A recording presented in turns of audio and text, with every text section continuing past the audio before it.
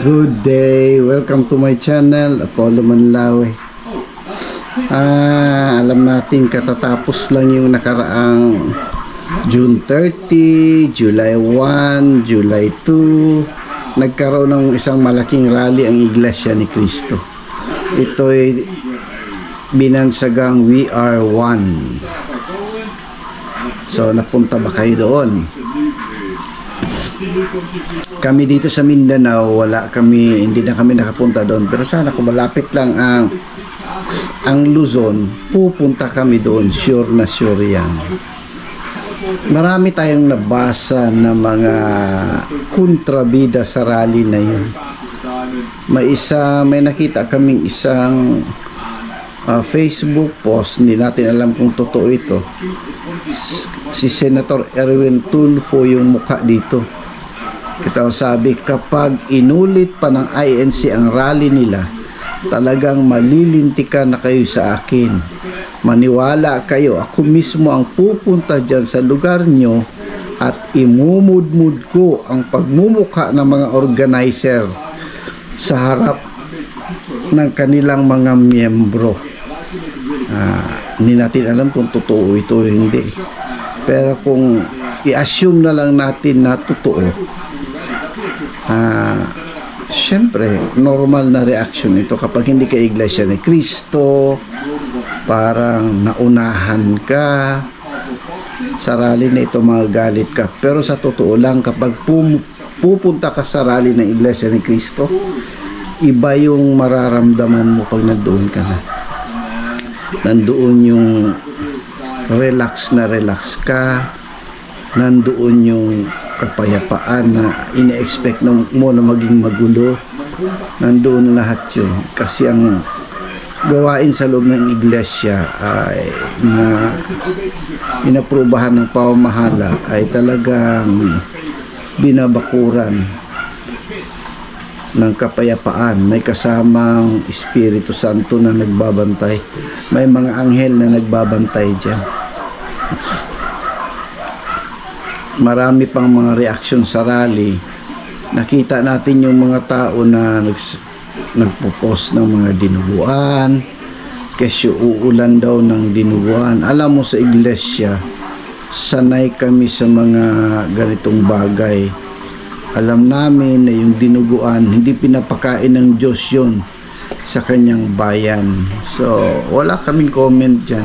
Kung kakain kayo ng dinuguan, ibubuhos nyo sa daanan yung dinuguan, wala sa amin yun, dahil alam namin hindi kayo bayan ng Diyos, hindi kayo pinili ng Diyos, hindi kayo pinagbawalang kumain nito. Kasi yung dugo, yun na yung ginamit ni Jesus na pantubos sa iglesia. Di naman kayo tinubos, di ba? So, wala. Marami pang reactions. Merong mga rally na iba na kesyo ganito ganyan. Ang masama lang kasi nung sa rally na yon, yung mga malalaking news media outlets, katulad ng GMA News, gumagawa sila ng fake news. Yung ibang mga news outlet na nakita ko, kasama pa ang Bombo. Isipin mo, Bombo Radio.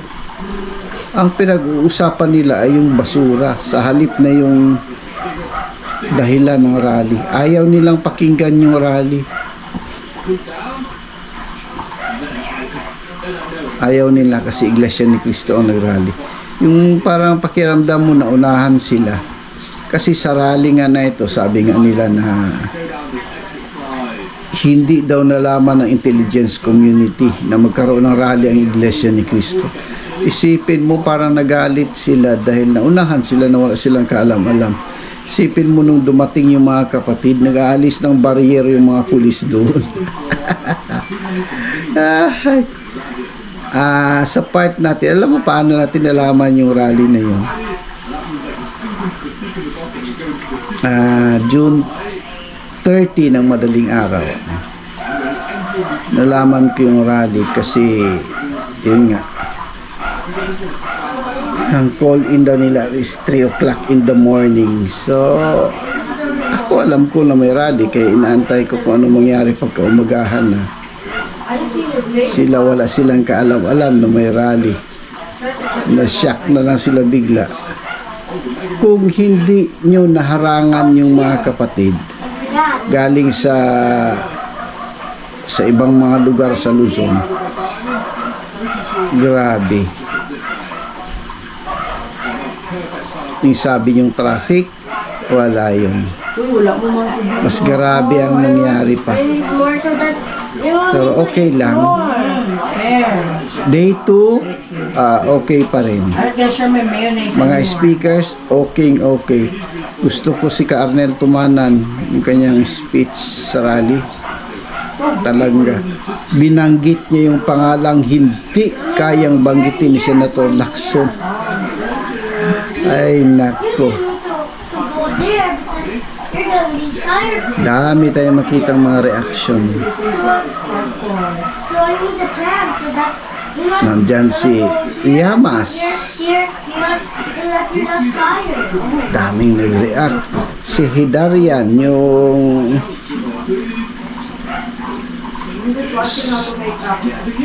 Saharan daw yung Mindanao. Nandoon din yun. So, hanggang ngayon, usap-usapan yung rally na yan. Yung We Are One na rally ng Iglesia ni Cristo, nagkaroon ng epekto yan. Sabi nila, wala daw kabuluhan ng rally, walang nangyari. Pero nagkaroon ng lakas ng loob yung mga Pilipino na sabihin nila kung ano ang kanilang nararamdaman.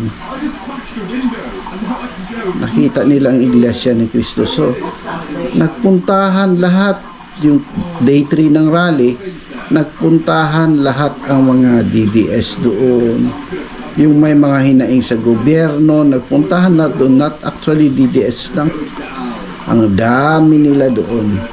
Pero wala namang nangyaring untoward incidents. Walang kaguluhan dahil Iglesia ni Cristo ang may hawak sa rally na ito. Nandoon din si Congressman Liveste. Kitang-kita natin si Attorney Respicio. Kitang-kita. Nandun si Robin.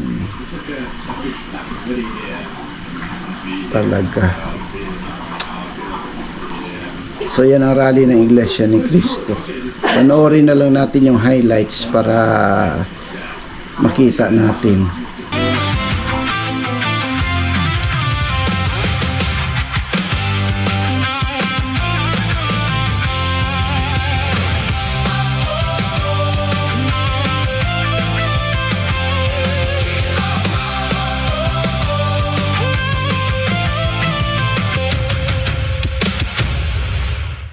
Magandang araw po sa inyong lahat.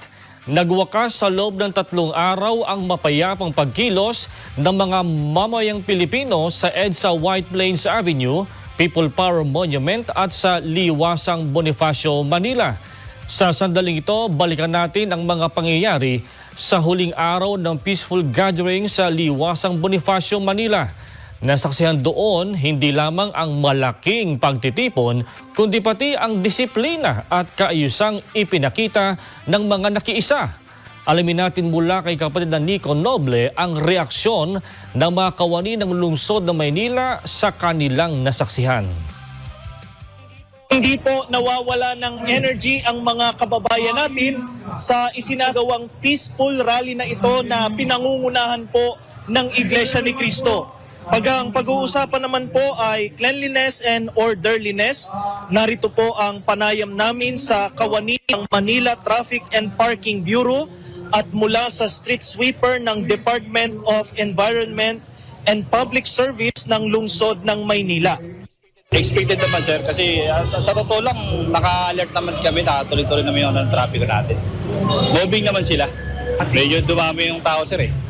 Dumami ang participant natin kaya medyo nag-volume yung tumatawid po sa tamang tawiran po. At saka may nakalalay naman po mga kasama namin traffic enforcer po. Okay naman po, maayos naman po. Alam naman namin po ang iglesia talagang disiplinado eh. Sa lahat ng pagkakataon po. okay naman po. Wala tayong masabi dyan. Pag iglesia nagrarally, wala tayong masabi dyan. Disiplinado po yan.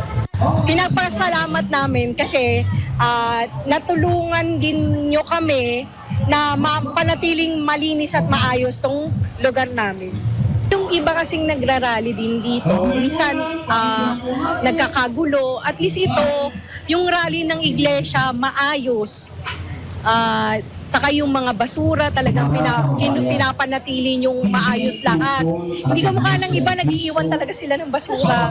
Pagkakatulad namin na sweeper, nahihirapan din kami. Pero kayo,